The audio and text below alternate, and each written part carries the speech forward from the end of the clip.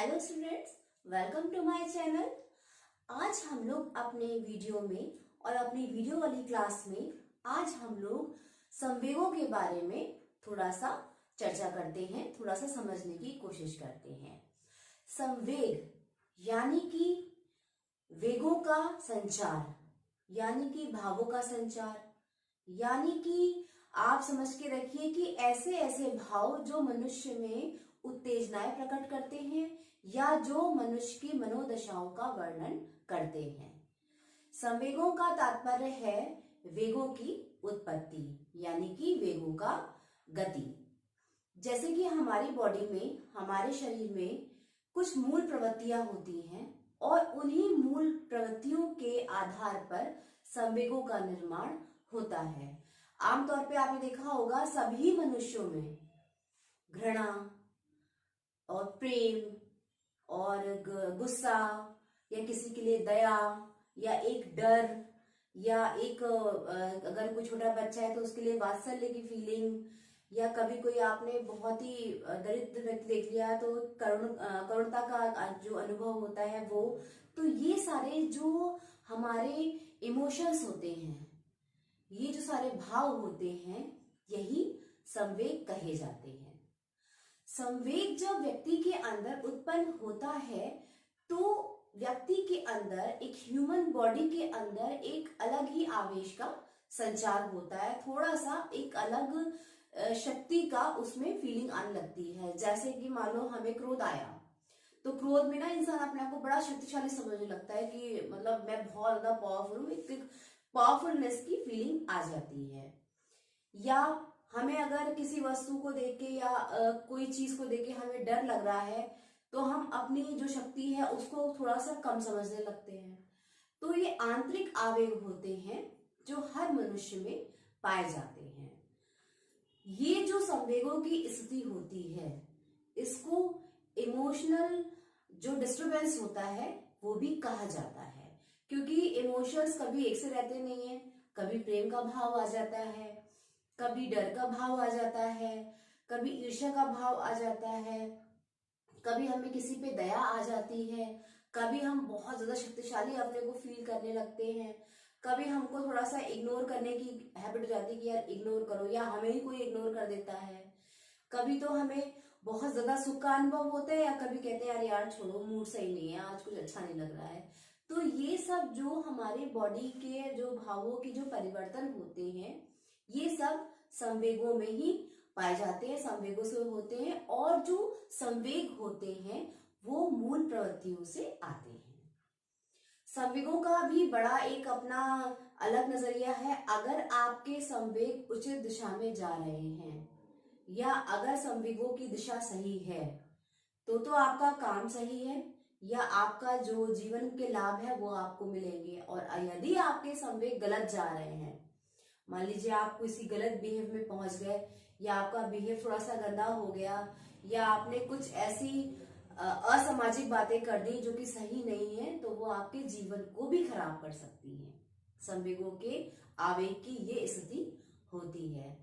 तो संवेगों से तात्पर्य, संवेगों से मतलब ऐसे भावों से होता है जो मनुष्य में अतिरिक्त शक्ति का संचार करते हैं या जो भावों की मनोदशाओं का वर्णन करते हैं। अगर हम संवेग के शाब्दिक अर्थ को समझें तो संवेग का मतलब होता है वेगों का संचार, आवेग का संचार। संवेग इंग्लिश भाषा यानी कि अंग्रेजी भाषा के इमोशन से लिया गया है। इमोशन भी दो वर्ड से मिलके बना, एक ई और दूसरा मोशन। ई का अर्थ है आंतरिक और मोशन का अर्थ है गति। तो इस प्रकार से इसका शाब्दिक अर्थ बना वेगों को गति प्रदान करने वाला, यानी कि संवेग। संवेगात्मक विकास के अंतर्गत कुछ परिभाषाओं में से वुडवर्ड ने कहा है कि संवेग जो है वो मनुष्य के गति अथवा आवेग की आने की स्थिति है, यानी कि जो इमोशंस हैं इज अ मूव और a state of state of the individual, यानी कि जब गति में परिवर्तन होता है, जब वेगों के जो स्थिति है उसमें परिवर्तन होता है, तो तब वे संवेगों का संचार होता है। अब ये भी बात सही है कि संवेग जो है वो मनुष्य में अतिरिक्त ऊर्जा भी देते हैं। अगर ये ऊर्जा आपकी पॉजिटिव उसमें चली गई तो आपका जीवन का लाभ है। और यदि आपने संवेगों का क्रोध में आकर या किसी जलन में आकर या झगड़ालू प्रवृत्ति से आकर आपने कोई काम करा, तो वो आपका गलत उसमें भी चला जाएगा। तो इन बातों के आधार पर संवेगों की कुछ विशेषताएं बन के तैयार हुई, जिसमें से पहली विशेषता जो बनी संवेगों की वो है संवेग की व्यापकता। संवेग की व्यापकता से मतलब है इस सृष्टि के सभी प्राणियों में संवेग की भावना या संवेगों का संचार पाया जाता है। चाहे वो मनुष्य हो या पशु हो, चाहे वो किसी भी एरिया का इंसान हो, सब में भावों का, सब में संवेगों की व्यापकता होती है। संवेग हर किसी मनुष्य या हर किसी प्राणी जिसमें प्राण है उसके अंदर पाए जाते हैं। उसके बाद में जो विशेषता हम कह सकते हैं संवेगों के लिए वो है शारीरिक परिवर्तन। जी, शारीरिक परिवर्तन इसलिए क्योंकि अगर हमारे संवेग, जो मैंने आपको पहले बताया, यदि संवेगों का रूप सकारात्मक है तो शरीर का परिवर्तन भी सकारात्मक होगा, और यदि नकारात्मक हमारे वे संवेग जा रहे हैं तो उसका गलत असर भी पड़ सकता है। फिर विशेषता जो हम मान सकते हैं संवेगों के लिए वो है व्यक्तिगतता, इंडिविजुअल, यानी कि संवेगों की मात्रा, संवेगों के रूप, संवेगों की दशा हर किसी में एक जैसी कभी नहीं होती। मेरी या आपकी या किसी भी दो प्राणियों की, किसी भी दो इंसानों के संवेगों के मात्राओं में अंतर हो सकती है। हो सकता है कि संवेगों का जो रूप हो वो एक हो। मान लो कोई बात हो गई, मैं कहीं मार्केट जा रही हूँ या किसी ने मेरे संग कोई गलत बिहेव कर दिया और मेरी फ्रेंड भी मेरे संग है, तो हम दोनों को गुस्सा आई, तो गुस्सा में भी जो मात्रा है हो सकता है मेरी बहुत ज्यादा हो, मुझे बहुत तेज गुस्सा आ रही हो, और मेरी फ्रेंड को कम गुस्सा आ रही हो।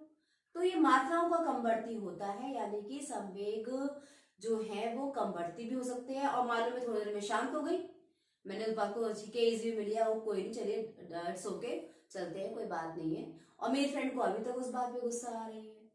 तो ये होती है व्यक्तिगत, यानी कि कभी कम, कभी ज्यादा, कभी अलग अलग, कभी ऊंचा नीचा। तो ये व्यक्तिगत भिन्नताएं होती हैं। संवेगों की मात्रा हर किसी में अलग अलग होती है।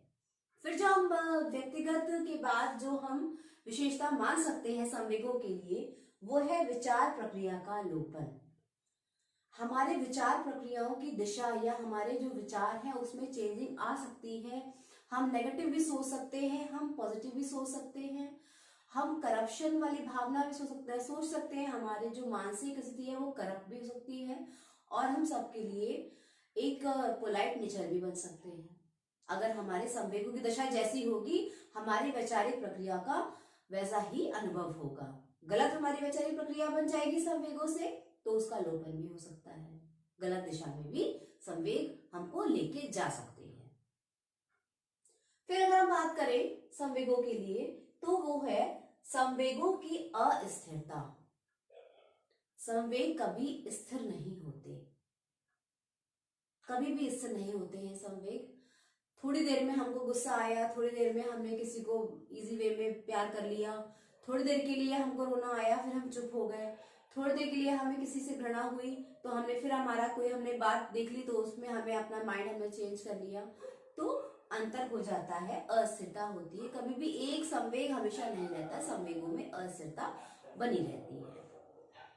फिर अगर हम चाहें तो कह सकते हैं कि संवेगों का जो संबंध है वो मूल प्रवृत्तियों से होता है। बिल्कुल सही है, जो हमारी मूल प्रवृत्तियां होती हैं संवेगों का निर्माण उन्हीं के द्वारा होता है। कुछ मूल प्रवृत्तियों की जो बातें हैं और कुछ जो पॉइंट्स हैं मूल प्रवृत्तियों के, और उनसे किस टाइप का संवेग बनता है वो भी मैं आपको बताऊंगी। लेकिन हाँ, ये बात सच है कि मूल प्रवृत्तियों के द्वारा ही संवेगों की उत्पत्ति होती है। संवेग हमारे मूल प्रवृत्तियों से ही बनते हैं। तो आज हमने कुछ संवेग क्या होता है, संवेग का अर्थ क्या होता है, संवेग की क्या विशेषताएं होती हैं, इसके बारे में थोड़ा सा समझा। अपनी आगे आने वाली वीडियो में मैं संवेगों की कुछ और बातें लेके आपके सामने आती हूँ। तो मेरे वीडियो को यूं ही लाइक करिए, शेयर करिए, सब्सक्राइब करिए और जो साइकोलॉजी है उसका आनंद उठाइए, उसका फायदा लीजिए, अपनी नॉलेज को बढ़ाइए। Thank you.